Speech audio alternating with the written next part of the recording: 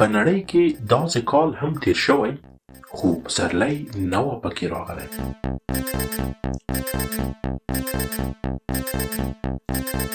په تیرو وختو کې یو کال چې هر ورځ آسمان تور و، لمر یې پټ و او نړۍ د ژمي په غېږ کې ایساره وه. یو داسې کال چې نړۍ یې حیرانه کړه، خلک یې وډار کړل او د تاریخ یوه له عجیبترینو طبیعي پیښو څخه تېره شوه.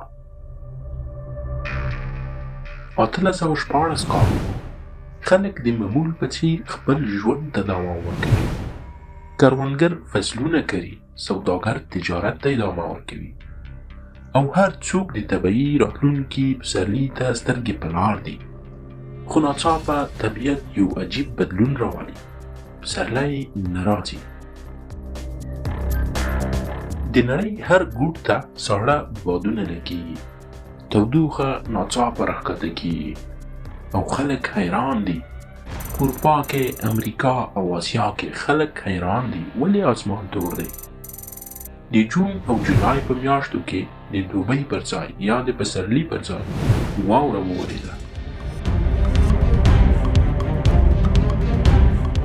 کروندګر حیران دي. د غنمو، وریجو او جوارو فصلونه خرابېږي.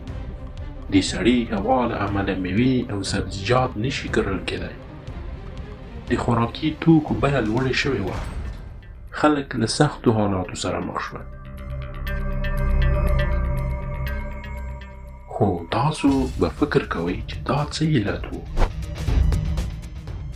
ولې داسې کال تېر شوی چې پسرلی نه و پکې راغلی؟ خو اصلي علت یې یو ستر ناورین و. د اندونیزیا تامورا آتشفشان. په 1815 کال کې د دې آتشفشان یوه غټه چاودنه وشوه چې د نړۍ د آسمانونو رنګ یې بدل کړ. د آتشفشان دوړې او خاورې آسمان ته پورته شوې، لمر یې پټ کړ او د نړۍ حرارت یې ټیټ کړ. دا چاودنه دومره قوي وه چې د 100,000 څخه زیات خلک ژوند واخیست. د دې چاودنې ځواک د 1000 اټومي بمونو سره برابر و. دا دومره غټ ناورین و چې اغیزه یې تر کلونو کلونو پورې پاتې شوه. کروندګر قحطي ته اړ شول.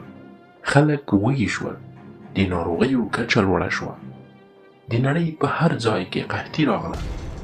خلک مجبوره شول چې حتی واښه وخوري. دا قحطي دومره سخته وه چې ځینو خلکو حتی انساني غوښه خوړلې وه.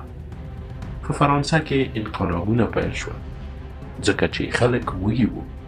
په امریکا کې خلک مجبور شول چې خپل ښارونه پرېږدي.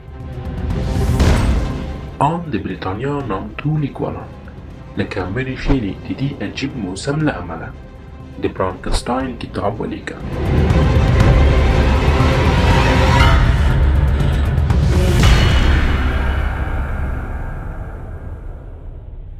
دا پیښه موږ ته راښیي چې طبیعت څومره قوي دی او موږ باید تل چمتو اوسو. دا هم راښیي چې انسانیت که هر څومره سختې ورځې تېرې کړي بیا هم تل ژوند ته دوام ورکوي. که غواړئ د نړۍ د نورو حیرانوونکو پیښو په اړه نور وپوهیږئ نو زموږ چینل سبسکرایب کړئ، ویډیو لایک کړئ او نظرونه مو راسره شریک کړئ.